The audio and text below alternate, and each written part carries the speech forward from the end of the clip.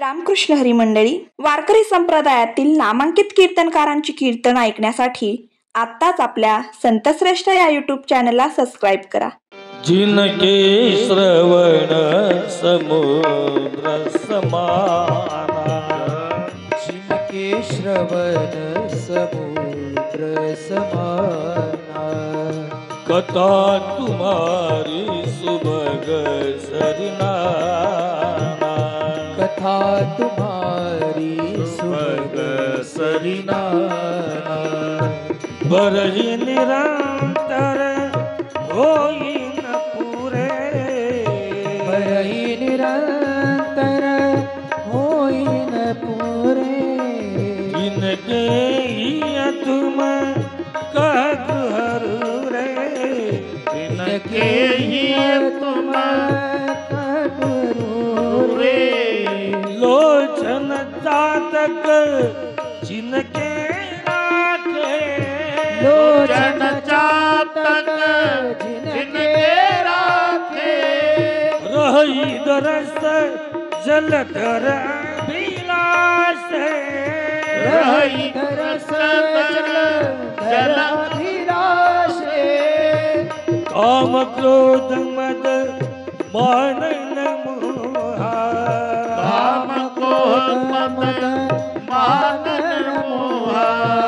लोभन क्षोभन रागन द्रोहा, लोभन क्षोभन रागन Doha, जिनके कपट दंभ नहीं माया, जिनके कपट दंभ नहीं माया, जिनके हृदय बसो रघुराया, इनके हृदय बसो रघुराया, जिनके श्रवण समुद्र समाना, जिनके श्रवण समुद्र समाना, कथा तुम्हारी सुभग सरिना, कथा तुम्हारी सुभग सरिनाना,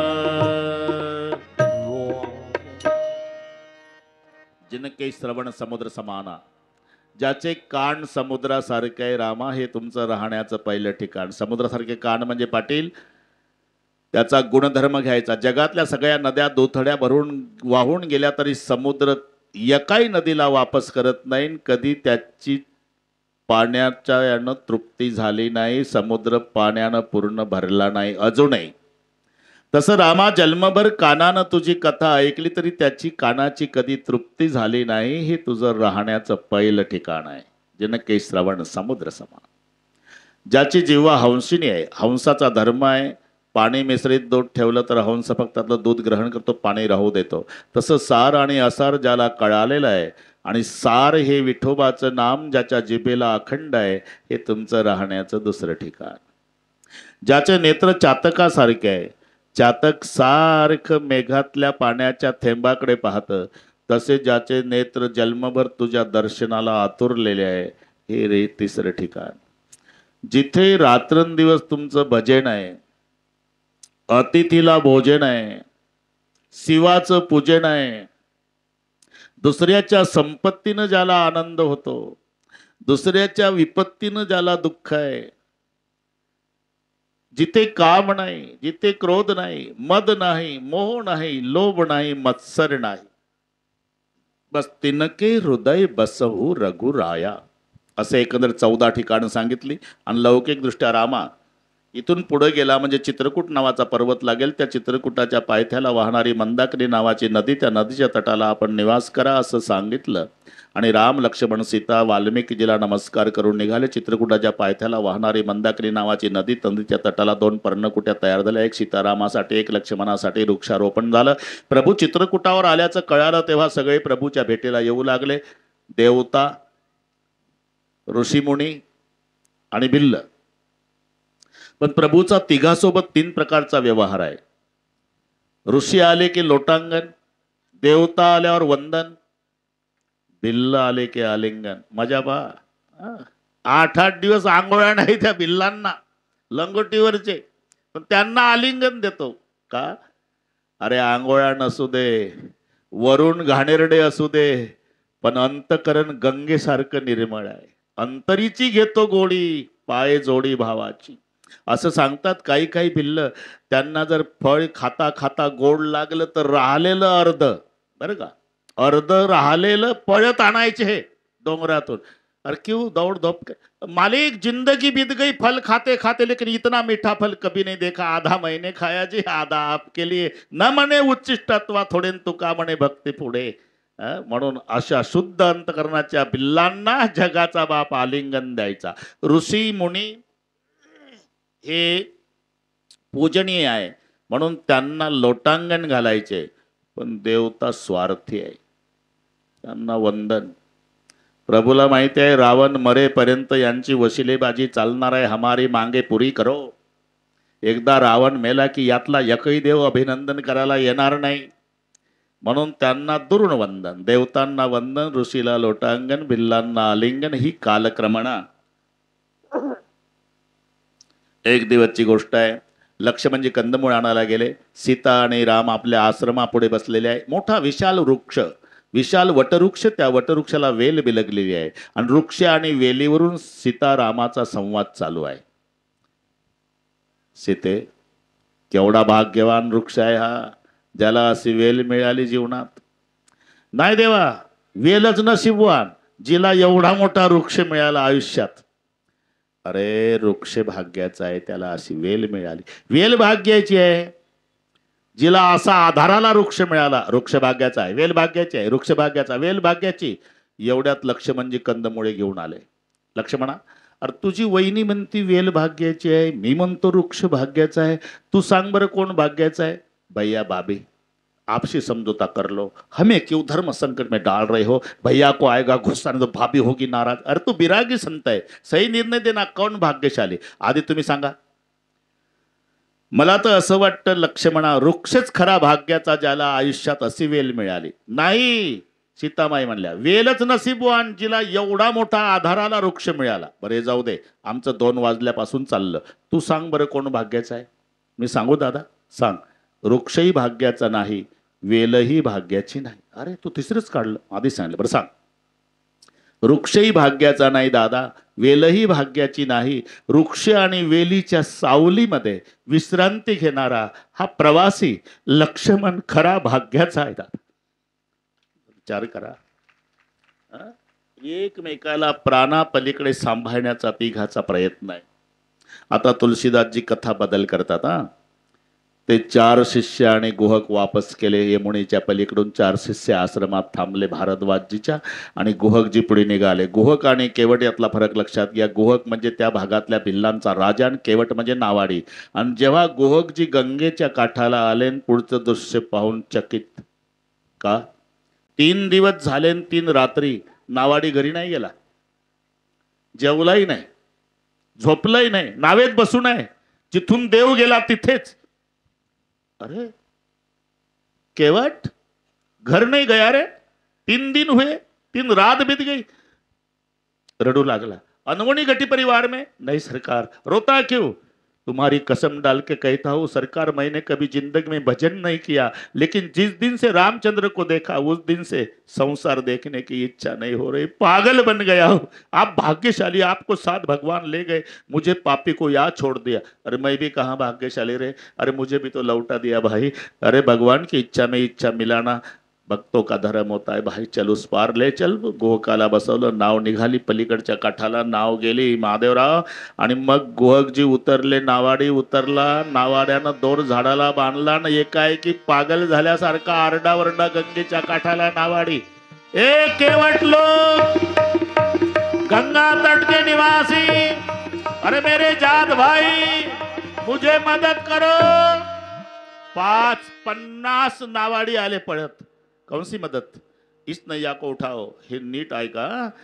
50 नावाड्यांच्या मदतीनं नाव उचलली. नाव गंगेच्या काठाला ठेवली. गुहक नुसता बघू लागला. नंतर त्यानं स्वतः आंघोळ केली. गंगेच्या पाण्यानं नाव स्वच्छ धुतली. रानातली फुलं आणली. नावेला फुलं वाहली. नावेला 5 प्रदक्षिणा घातल्या. नावेला साष्टांग दंडवत. आत्ता गोहकाला राहवलं नाही. विचारलं, केवट जी, धंधा नहीं करने का? जी नहीं।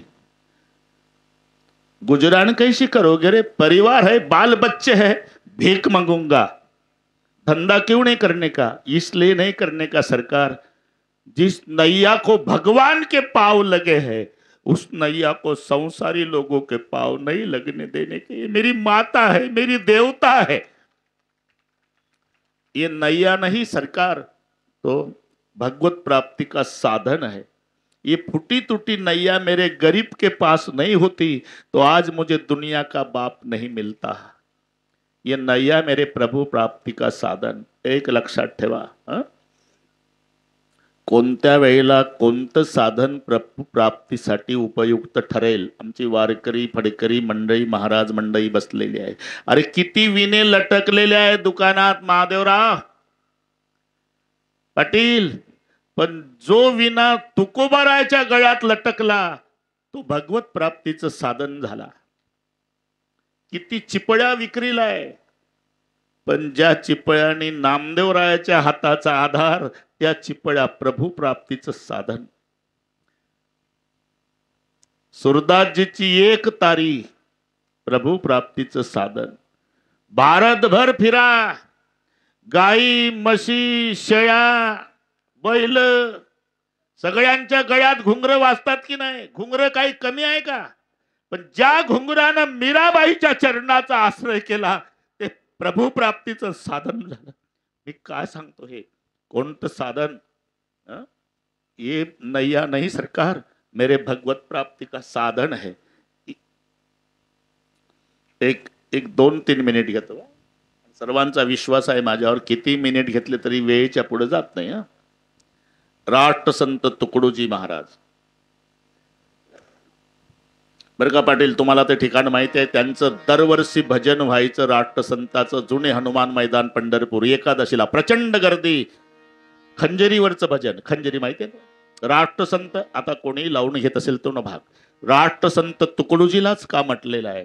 अरे राष्ट्राकरताच भजन केलं जन्मभर, राष्ट्राकरता। बरं, जमाना गोऱ्या लोकांचा आहे, पोलीस बंदोबस्त असायचा, कारण हे जवानांना खवडून द्यायचे गोऱ्या सरकारच्या विरोधात।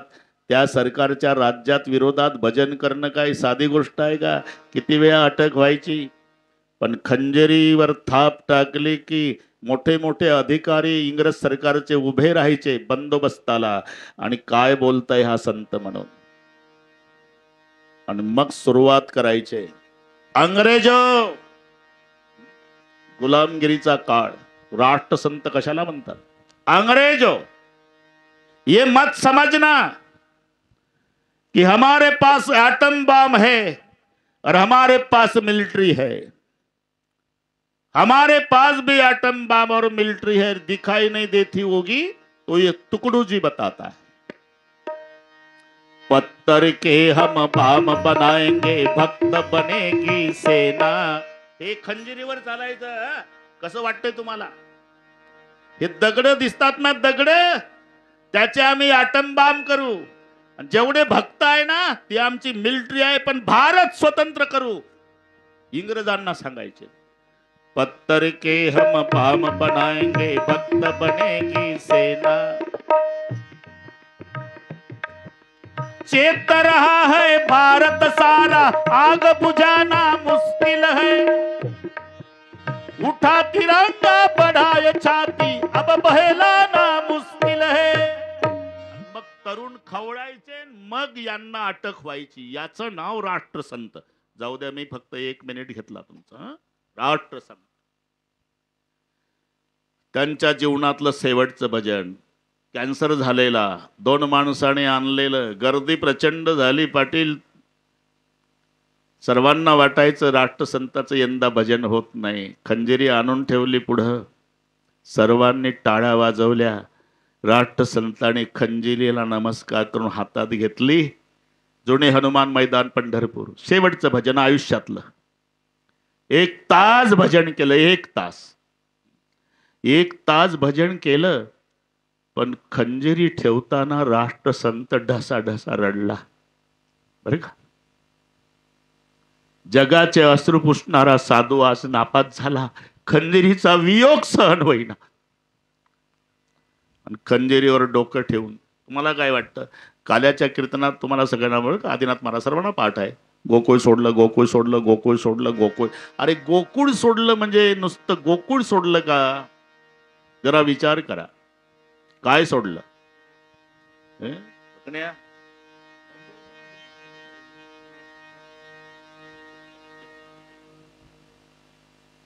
वृंदावन सोडलं, गोवर्धन सोडला, यमुना सोडली, गायी सोडल्या, गोपाळ सोडले. ज्या आईनं बोटाला धरून चालणं वाड्यात शिकवलं ती माय सोडली.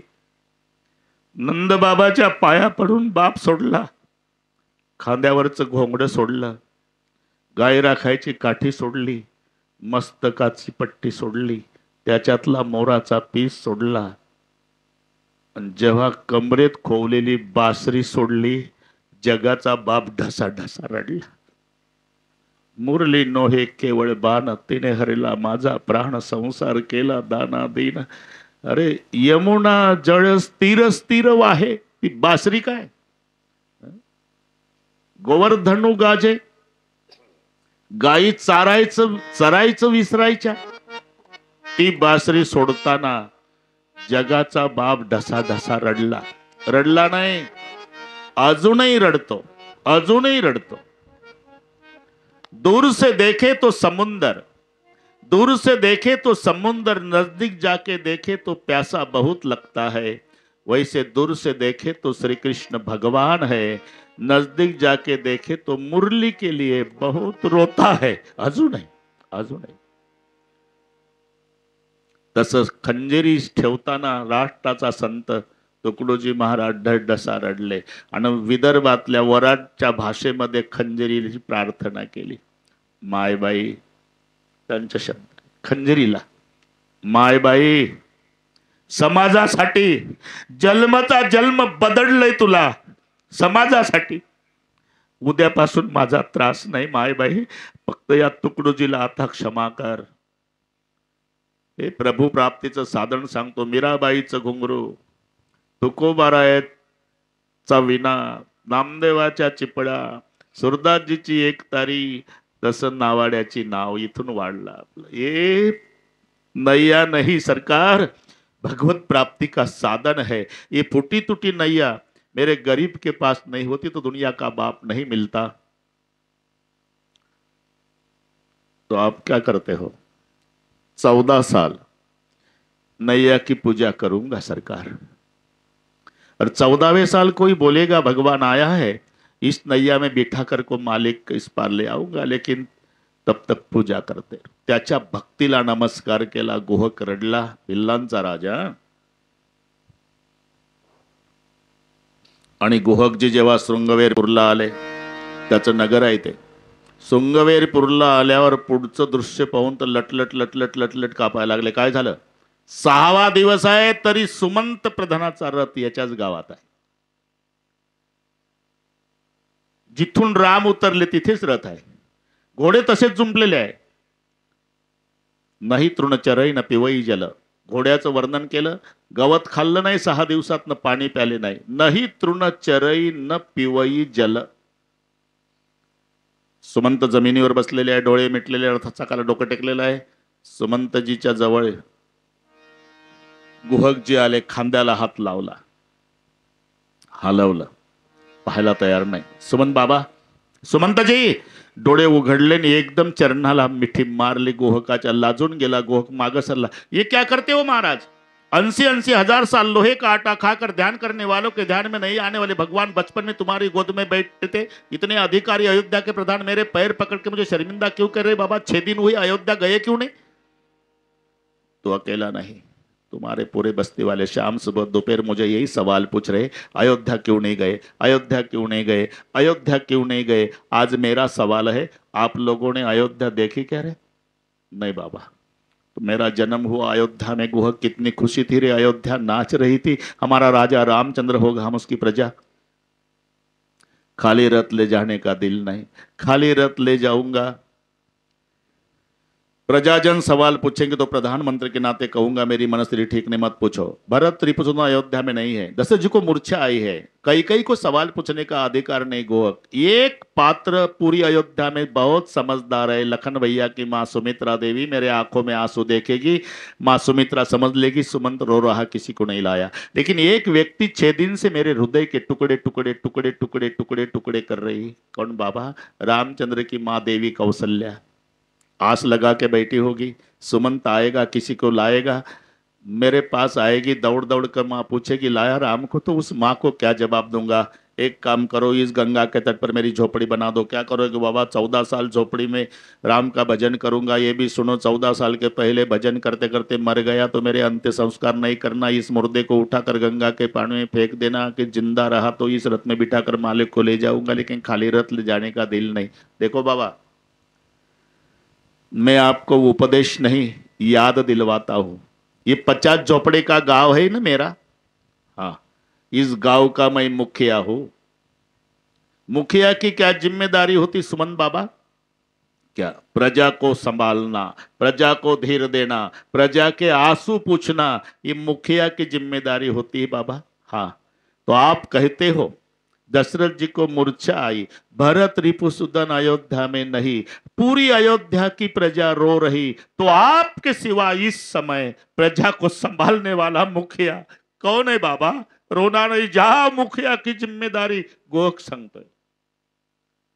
आता बळेच घोड्याचे लगाम धरले, रथ वळवला महादेवराव, वळवला रथ, तो रडू लागले सुमंत। 4-5 पावलं टाकतात, डोळे लावून घेतले सुमंताने। घोडे थांबतात, पुन्हा चालतात, पुन्हा थांबतात, पुन्हा चालतात, पुन्हा थांबतात। जास्त वेळ घोडे थांबले की चाबूक मारतात ना भिल्ल, फट्ट आवाज झाला की सुमंत डोळे उघडून पाहतात तर घोड्यावर वळे उठलेले।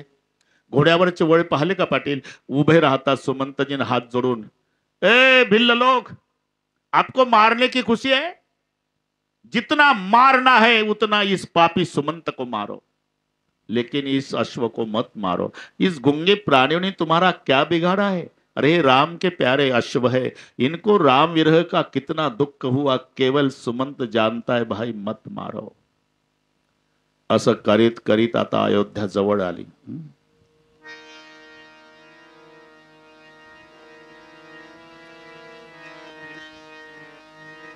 जवळ आली अयोध्या महादेवराव, नसल आली तरी आणा जवळ, मी करू काय आता? 1 तास कधी गेला पाहना घडे, संपला ना तासाला 2च राहिले, आणि दिवस 2च आहे आता। अरे मिनिटासारखा संपत तासाला काय?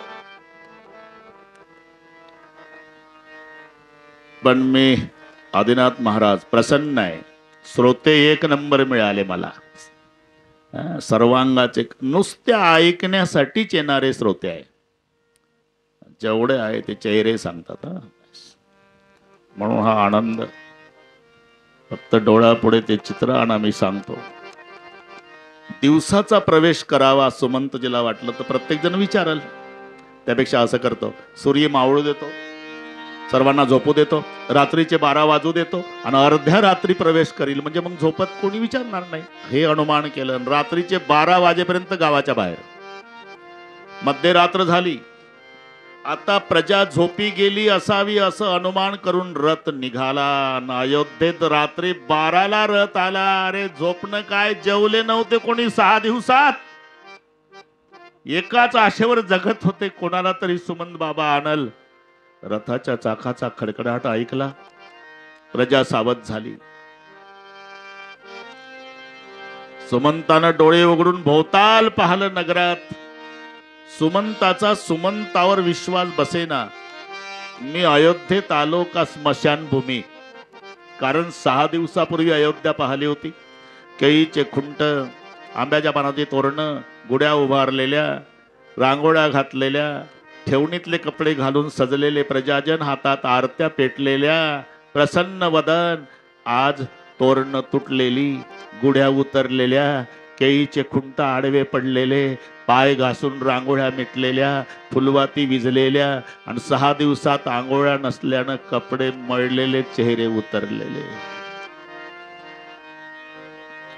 पहिलं लक्ष सुमंतजीचं, जनावराकडे गेलं. आता भावार्थ रामायणातले 2-4 ओव्या देतो आधार. नाद बाबा लिहितात. वना जाता रघुनंदन गायीचे गळती लोचन अश्व गज करती रुदन दुःखे पाषाण उलताते. गायी रडत होत्या, अयोध्येतले हत्ती रडत होते, अयोध्येतले घोडे रडत होते. माणसांच्याकडे पाहलं. डोहीच्या टता जीवन जेवी तळमळती मिन तेवी अयोध्येचे जन रामा विन तळमळती. डोहातलं पाणी आटल्यावर मासे तडफडतात ना महादेवराव, तसे तळमळत होते अयोध्येचे प्रजाजन.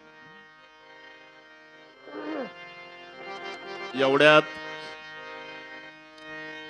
आत्ताच राम वनवासात गेला अशा आविर्भावात माय कौसल्या रडत होती. शेजारी सुमित्रा माय बसलेली आणि त्या रडणाऱ्या माय कौसल्याचे ध्वनी सुमंतजीच्या कानी आले. अरे माझ्या श्रीरामा. एकनाथ महाराज वर्णन. मायचं रडणं पहा.